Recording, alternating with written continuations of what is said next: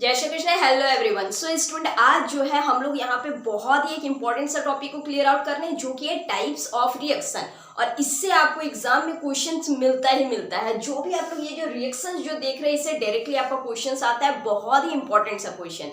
इसीलिए इस चैप्टर का मेन पड़ाव यहीं पे हम लोग स्टार्ट कर रहे हैं, जो कि है टाइप ऑफ रिएक्शन। ठीक है, आप कहते हो कि याद नहीं रहता, मैं आपको कहती हूँ कि अगर आप इस वीडियो को लास्ट तक अगर देखते तो आप भूल ही नहीं सकते। अगर आपको बिलीव नहीं होता तो आप लास्ट तक देखो, आप देखना कि आप इतने अच्छे से आप समझ जाओगे कि आपको कोई कंफ्यूजन भी नहीं रहेगा और भूलोगे भी नहीं। फिर भी अगर कोई भी अगर डाउट अगर रहे तो कमेंट सेक्शन पे आप लोग आराम से डाल सकते हो। ठीक है, सो वीडियो को जल्दी जल्दी शेयर कर देना अपने फ्रेंड तक, जो भी 10th क्लास में है। भाई काफी इंपॉर्टेंट है आपके लिए ये वीडियो, इसीलिए आप लोग शेयर भी कर देना। साथ ही साथ चैनल को सब्सक्राइब बिल्कुल भी करना मत भूलना, क्योंकि आप ही के सब्सक्रिप्शन से हमें मोटिवेशन मिलता है और हम आपके लिए बहुत ही यूजफुल सा कंटेंट ला पाते हैं। ठीक है, तो चलो हम लोग स्टार्ट करते हैं। आज हमारे यहाँ पे हम लोग पढ़ने वाले हैं टाइप्स ऑफ रिएक्शन, जो कि बहुत ज्यादा इंपॉर्टेंट है। और यहाँ पे आप लोग क्या क्या समझेंगे, कॉम्बिनेशन रिएक्शन, डिकम्पोजिशन रिएक्शन, इसके अलावा डबल डिस्प्लेसमेंट सारे जो रिएक्शंस है सब इंपॉर्टेंट है। बट इस पर्टिकुलर वीडियो में हम लोग ये दोनों रिएक्शन को देखेंगे और साथ ही साथ हम लोग समझेंगे what do mean by this endothermic and exothermic reaction. और केमिस्ट्री के साथ साथ हम लोग बायोलॉजी के भी टाइप से हम लोग समझेंगे इस चीज को, इसीलिए आपको भूलने का यहाँ पे कोई चांस ही नहीं होता। ठीक है, तो चलो हम लोग स्टार्ट करते हैं। सबसे पहला हमारा ये क्या है, combination reaction, most important reaction. Starting से सुनो, अच्छे से सुनना, समझ के सुनना। ठीक है, इस रिएक्शन को किसको कहते हैं, देखो इसका वर्ड से ही हम लोग यहाँ पे समझ सकते हैं कि कॉम्बिनेशन मतलब कि कंबाइंड होना। सो कंबाइंड होना, अब किसका यहाँ पे कंबाइंड हो रहा है ना, रिएक्टेंट का। ठीक है, रिएक्टेंट का यहाँ पे कॉम्बिनेशन होता है। 2 और मोर रिएक्टेंट जब मिल करके एक प्रोडक्ट को बनाता है तो हम लोग उसको क्या कहते हैं, कॉम्बिनेशन रिएक्शन। फॉर एग्जाम्पल मान लो कि एक रिएक्टेंट रहा A, एक रिएक्टेंट रहा B, एक रिएक्टेंट रहा C, और अगर तीनों मिलकर के यहाँ पे ABC मिलता है तो ये जो है एक सिंपली एक रफ टाइप में आप लोग समझ सकते हैं कि इस रिएक्शन को हम लोग क्या कहेंगे, combination reaction. A plus B या फिर C अगर रहेगा तो इधर हमारा बन जाएगा AB, इसको हम लोग क्या कहेंगे, कॉम्बिनेशन रिएक्शन। ना कमिंग टू द पॉइंट, अब समझ जाओ यहाँ पे हम लोग इसको किस तरीके से बोल सकते हैं, अ सिंगल प्रोडक्ट फॉर्म 2 और मोर रिएक्टेंट, मतलब कि 2 या फिर 2 से ज्यादा रिएक्टेंट मिल करके जब एक सिंगल प्रोडक्ट का फॉर्मेशन होता है, that we called combination reaction. या फिर ऐसे भी कह सकते हो कि 2 रिएक्टेंट जब कंबाइंड होता है तो एक सिंगल प्रोडक्ट बनता है। आई होप कि आपको यहाँ पे क्लियरेंस हो गई होगी। ठीक है, अब देखो क्या है, अब इसी से क्या होता है ना कि इससे मेनली यहाँ पे हीट जो है वो रिलीज होता है। अब हीट रिलीज से हम आपको यहाँ पे एक बायोलॉजिकल का टर्म दे रहे हैं यहाँ पे, जिससे कि आप लोग भूलोगे ही नहीं चीज को। देखो हीट जहाँ पे रिलीज होता है इसको हम लोग क्या कहते हैं, एक्सोथर्मिक रिएक्शन। और एक्सोथर्मिक रिएक्शन को किस तरीके से देखो हम लोग समझते हैं। अब हम लोग का बॉडी को अगर एनर्जी अगर प्रोवाइड अगर करना है तो क्या लेना पड़ेगा, फूड लेना पड़ेगा। और यहाँ पे हम लोग समझाते हैं, यही है हमारा कि नेवर फॉरगेट की टिप्स को अगर समझ जाते हो तो आप लोग यहाँ पे एक्सोथर्मिक रिएक्शन को कभी नहीं भूल पाओगे। किस तरीके से, देखो हम लोग को जिंदा रहने के लिए क्या चाहिए भाई, एनर्जी चाहिए। मतलब एनर्जी किससे आएगा, फूड से आएगा, राइट। अब फूड में जो है, अब मान लो कि राइस हो गया, पोटैटो हो गया, जो भी चीज हम लोग यहाँ पे खाते हैं उसमें से आपका क्या यहाँ पे रहता है, उसमें कार्बोहाइड्रेट रहता है। क्लियर है, क्या रहता है, कार्बोहाइड्रेट रहता है। और ये कार्बोहाइड्रेट जब हमारे बॉडी में ब्रोकन जब करता है, मतलब टूटता है, तो उससे क्या बनता है, उससे ग्लूकोज बनता है। क्या बनता है, ग्लूकोज बनता है। ठीक है, ग्लूकोज का फॉर्मूला क्या होता है, C6H12O6। ओके, ग्लूकोज बनता है। और यही ग्लूकोज जो है ये हमारे एनर्जी को प्रोवाइड करता है। That process is known as respiration. अब ये रेस्पिरेशन का कंसेप्ट जो है ये किस तरीके से हो रहा है, यहाँ पे खाना जब जाता है अंदर तो अंदर में भी हमारे यहाँ पे क्या होता है भाई, हीट रिलीज होता है। Due to this heat release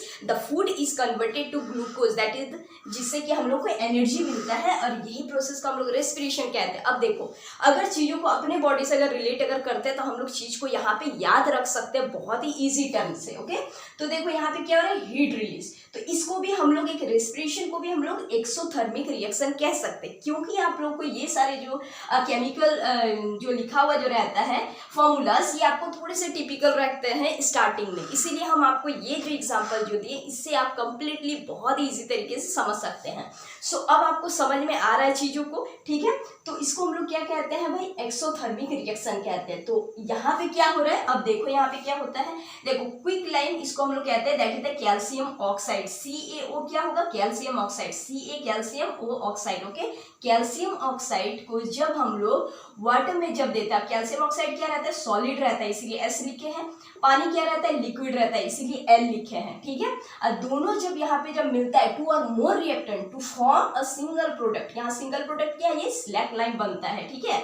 अब देखो कैल्शियम ऑक्साइड को ये बुक में कैसे लिखा गया, क्विक लाइन करके लिखा है, ठीक है। और इधर क्या बन रहा है, कैल्शियम हाइड्रोक्साइड बन रहा है। अब यही कैल्शियम हाइड्रोक्साइड को हम लोग क्या बोलते हैं, बुक में जो है इसको बोलते हैं हम लोग स्लैक लाइन बोलते हैं। और यहाँ से क्या होता है कि हीट रिलीज होता है, और जहां भी हीट रिलीज हो इस रिएक्शन को हम लोग एक्सोथर्मिक रिएक्शन कहते हैं।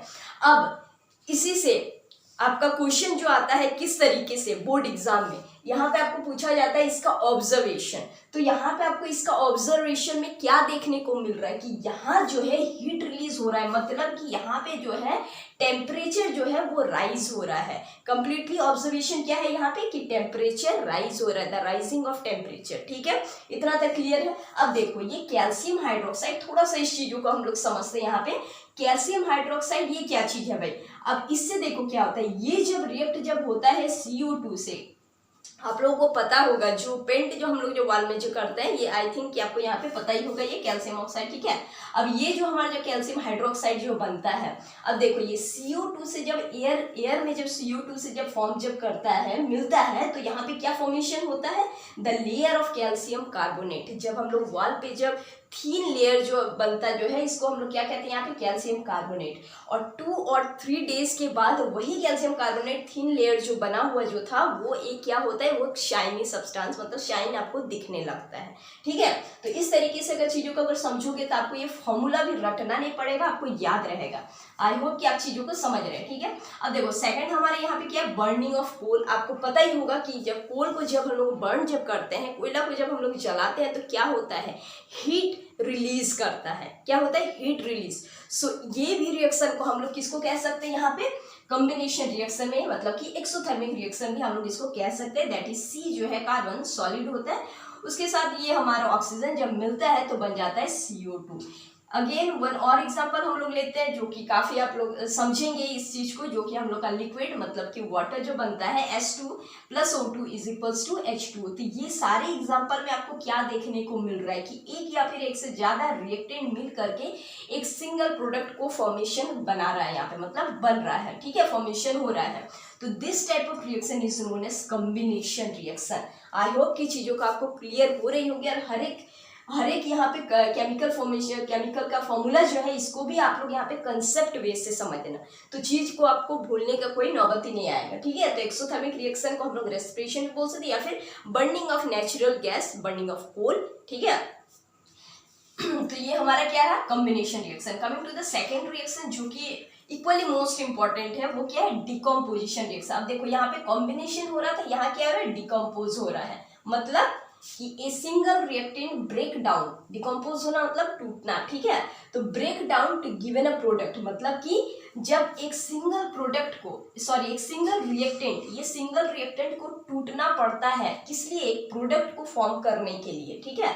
इसी चीज को यहाँ पे लिखे कि single reactant break down to given a product. अब इस यहाँ पे आपका क्या हो रहा है, यहाँ पे क्या होता है, यहाँ पे जो है हीट जो है वो एब्जॉर्ब होता है, क्या होता है, हीट एब्जॉर्ब होता है। यहाँ पे हीट क्या हो रहा है, रिलीज हो रहा है। हीट रिलीज जहाँ होगा वो क्या होगा, एक्सोथर्मिक। हीट एब्जॉर्ब जहाँ होगा इसको क्या कहेंगे, एंडोथर्मिक, ठीक है।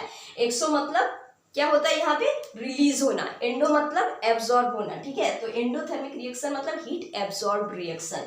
अब आते हैं हम लोग यहाँ पे क्या, हमारे एग्जाम्पल में। अब देखो एक क्वेश्चन यहाँ पे आपका एक आता है कि ये केमिकल फॉर्मूला जो है किसका, मार्बल का, ठीक है, पूछा गया एमसीक्यू है।